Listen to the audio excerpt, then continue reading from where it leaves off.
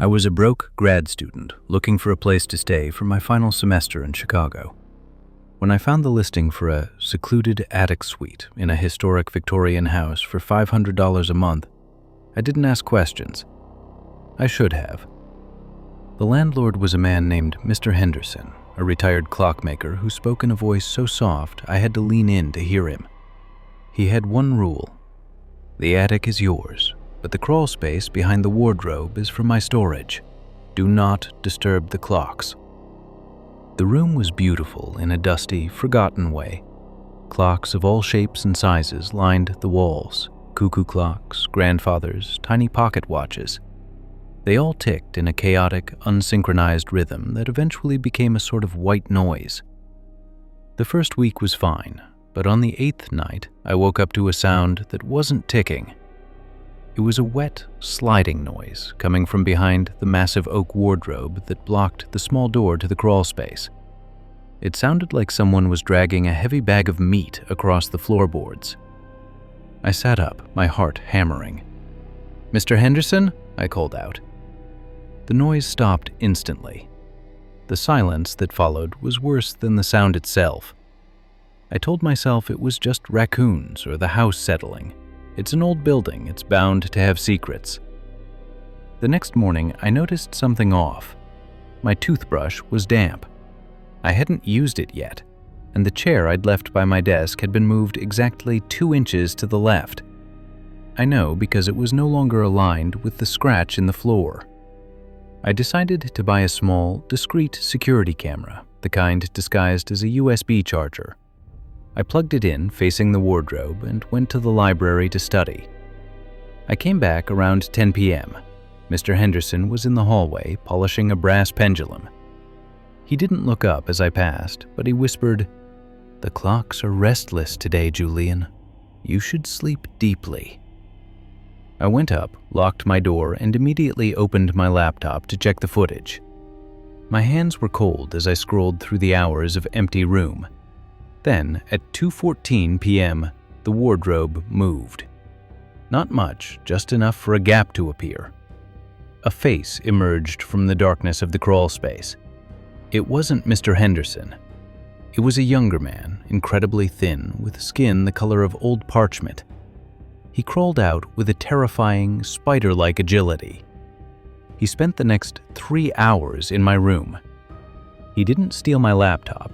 He didn't touch my wallet. Instead, he picked up my toothbrush and ran it over his teeth. He sat in my desk chair and stared at my bed for 40 minutes, unmoving. Then, he went to my closet, took out my favorite sweater, and put it on. He lay down on my bed, tucked himself under the covers, and closed his eyes, staying there until minutes before I was due to return. The most chilling part was the end. Before he crawled back behind the wardrobe, he looked directly into the hidden camera. He didn't look surprised. He smiled, a wide, toothless grin, and tapped his wrist where a watch would be. I didn't wait. I grabbed my keys and my phone and bolted down the stairs. I didn't even stop to talk to Henderson. I ran 3 blocks before I dared to look back. I called the police from a 7-Eleven. When they searched the house, they found the crawl space. It wasn't just a storage area. It was a labyrinth of narrow tunnels that ran throughout the entire house, behind the walls of every bedroom. Inside the tunnels, they found nests, pallets made of stolen clothing, half-eaten food, and dozens of photographs of the various tenants who had lived there over the years. But they didn't find the man, and they didn't find Mr. Henderson. The house, it turned out, was registered to a shell company that had been defunct for a decade. The man I thought was the landlord was just another resident of the walls. The police found a ledger in the crawl space. It was a schedule, meticulously handwritten. It listed my name, my class schedule, and my sleep patterns. Under the date of that night, there was a single note: "Julian is leaving early. Prepare the basement." I never went back for my things. I live in a modern high-rise now with concrete walls and no crawl spaces. But sometimes, when the wind hits the building just right, I hear a faint, rhythmic ticking. and I find myself checking the alignment of my chairs every single morning just to make sure they haven't moved 2 inches to the left.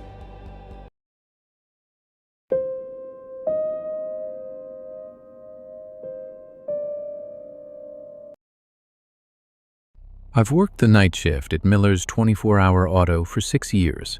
I like it. No customers complaining about the price of oil, no boss breathing down my neck. Just me, the smell of grease, and the hum of the hydraulic lifts. But 3 months ago, a black sedan changed everything. It was 2:45 a.m. A man towed it in himself, which was the first red flag. Usually, people call a wrecking service. He was tall, wearing a tan overcoat that didn't fit the greasy environment of a garage, and he kept his hands in his pockets. He told me the fuel pump was shot and he needed it fixed by morning. "Money is no object," he said, dropping a wad of hundreds on the counter. "Just don't open the trunk. The latch is broken and it's full of sensitive legal documents for a case tomorrow." I should have just taken the money and done the job, but curiosity is a mechanic's curse. By 4 a.m., I had the sedan up on the lift. As I was working underneath it, my flashlight caught something caught in the rear suspension. It was a piece of fabric. I pulled it out. It was a small, pink hair ribbon, damp and stained with something dark and sticky. My stomach did a slow roll. I looked up at the undercarriage of the trunk. There were small, frantic dents in the metal, pushed outward from the inside. I lowered the lift. I knew I should call the police, but I needed to be sure. I told myself it was probably nothing. Maybe he'd hit a deer, or maybe the legal documents were just heavy. I grabbed a crowbar. My hands were shaking so hard I almost dropped it. The trunk didn't have a broken latch. It had been reinforced with heavy-duty internal bolts. I wedged the crowbar in and heaved. The metal groaned and finally snapped. The trunk didn't contain legal documents. It was empty except for a small, handheld camcorder and a child's backpack. I opened the backpack. Inside was a school notebook with the name Emily written in glittery letters. And then I turned on the camcorder. The screen flickered to life. It was a recording of a bedroom, a little girl's bedroom. The camera was steady, clearly mounted on a tripod. The date stamp on the video was from only 4 hours ago. I watched in frozen horror as the man in the tan overcoat entered the frame, walked over to the sleeping girl, and whispered something in her ear before the video cut to black. A shadow fell over the garage floor. "I told you not to open the trunk, Leo." I spun around. The man was standing in the bay door. He wasn't wearing the overcoat anymore.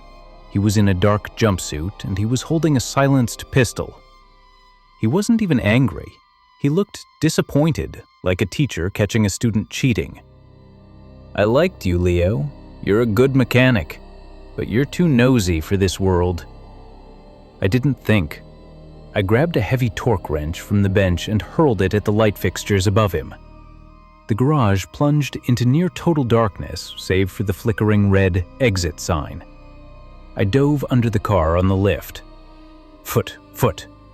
2 rounds hissed through the air, sparking off the metal frame of the sedan. I knew the garage better than he did. I crawled through the shadows, moving toward the compressor room. I could hear his footsteps, slow, rhythmic, heavy. He was mocking me. "You can't stay under there forever," he called out. His voice was calm, almost soothing. "The police won't be here for hours. It's just you and me." I reached the air compressor and fumbled for the hose. I didn't have a weapon, but I had 150 psi of pressurized air. As he rounded the corner of the lift, I aimed the nozzle at a stack of empty oil drums behind him and let out a massive blast. The drums crashed down with a deafening roar. He flinched, turning toward the noise. That was my only chance. I sprinted for the back office, locked the door, and dived for the phone. But the line was dead. He'd cut the wires before coming back. The office door rattled. Then came the sound of a shoulder hitting the wood. Thud, thud. I looked at the desk. My car keys were there. My old Chevy truck was parked right outside the office window. I grabbed a heavy stapler, smashed the window glass, and tumbled out into the cold night air just as the office door gave way. I scrambled into my truck, the engine screaming as I floored it in reverse. I saw him in the rearview mirror, standing in the broken window, raising the gun. A bullet shattered my side mirror, but I didn't stop. I drove straight to the police station 3 miles away. When they went back, the garage was empty. The black sedan was gone. The man was gone. My boss's office had been wiped clean. No security footage, no paperwork. Even the hundreds of dollars he'd left on the counter were gone. The only thing the police found was the pink hair ribbon I'd tucked into my pocket. But every night since then, when I'm locking up my own house, I check the underside of my car. And every time I hear a car tow a vehicle in during the night shift, I don't go out to meet them. I stay in the office with the door locked and I wait for the sun to come up. Because I know he's still out there. And I know he still has my name on a work order.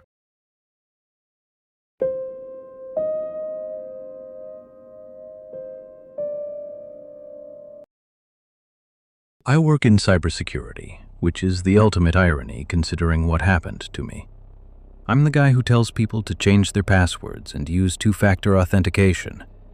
I thought my house was a fortress. I had the latest smart locks, cloud-connected cameras, and a voice-controlled thermostat that learned my schedule. I liked the control. I liked the convenience. It started with the temperature. I'd come home from work and the house would be a stifling 80 degrees. I checked my app. It said I had manually adjusted it at 2 p.m.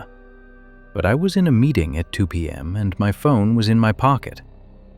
I figured it was a glitch, a bug in the latest firmware update. I reset the system and went to bed. 2 nights later, at 3:15 a.m., the smart speaker in the kitchen turned on. Not to play music, but at full volume, blasting white noise. I nearly jumped out of my skin. I ran to the kitchen, shouting at it to stop. It didn't respond to my voice. I had to unplug it. My hands were shaking.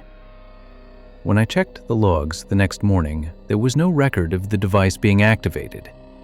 That was when the paranoia set in. I changed every password. I wiped the hub. I felt better for about 48 hours. Then came the doorbell ghost. My phone would buzz at 1 a.m., 2 a.m., 4 a.m. Person detected at front door. Every time I checked the live feed, the porch was empty. Just the silent street and the swaying branches of the oak tree. I assumed it was a spider crawling over the lens or a moth attracted to the infrared light. But on Friday, I stayed up. I sat in the dark living room, staring at the front door through the gap in the hallway. My phone buzzed. Person detected. I looked at the screen. Empty porch. Then I looked at the actual door. The handle was turning. Slowly, methodically. Someone wasn't standing in front of the camera. They were standing to the side, leaning over, reaching for the lock while staying in the blind spot they somehow knew existed. I didn't call out. I called 911. I retreated to my bedroom and locked the door with a physical deadbolt, the only thing in the house not connected to the internet. While I was on the phone with the operator, every light in the house suddenly turned on. Then they started stroking, a sickening strobe effect. My smart oven started preheating. The sprinklers in the yard went off. The intruder wasn't just trying to get in. He was playing with the house. He was showing me he owned it. The police arrived in 6 minutes. They found no one on the porch, but the back door, the one with the expensive smart lock, was wide open. The lock hadn't been picked. It had been authorized. Someone had sent a digital command to unlock it at 3:22 a.m. The detective was a young guy, tech-savvy. He looked at my router and then at a small, black box plugged into an outlet behind my TV that I didn't recognize. "Is this yours?" he asked. It wasn't. It was a bridge, a hardware exploit that had been physically planted in my house weeks ago, probably by the repairman who came to fix my cable in October. He hadn't just hacked my Wi-Fi, he'd built a backdoor into my entire life. But the real chill came when they analyzed the footage from the internal cameras, the ones I used to check on my dog. They found a file that had been hidden in a subfolder.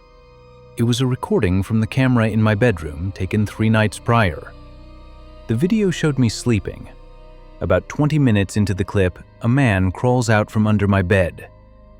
He doesn't steal anything, he doesn't touch me, he just stands there, inches from my face, holding his phone up. On the phone's screen, I could see my own smart home app. He spends 10 minutes quietly adjusting the thermostat and the lights, watching my face to see if I wake up. Before he crawls back under the bed, he leans down and whispers something into the baby monitor on my nightstand. The police enhanced the audio. "You should have used a physical key, Elias." They never caught him. I moved out the next day. I live in a cabin now. No Wi-Fi, no smart lights, no voice assistants. I have a heavy iron key that stays around my neck and a dog that sleeps at the foot of my bed. People call me a Luddite. They say I'm overreacting. But sometimes, when it's very quiet, I find myself staring at the smoke detector on the ceiling. It has a tiny green light that blinks every 30 seconds. And I wonder, who is on the other side of that blink?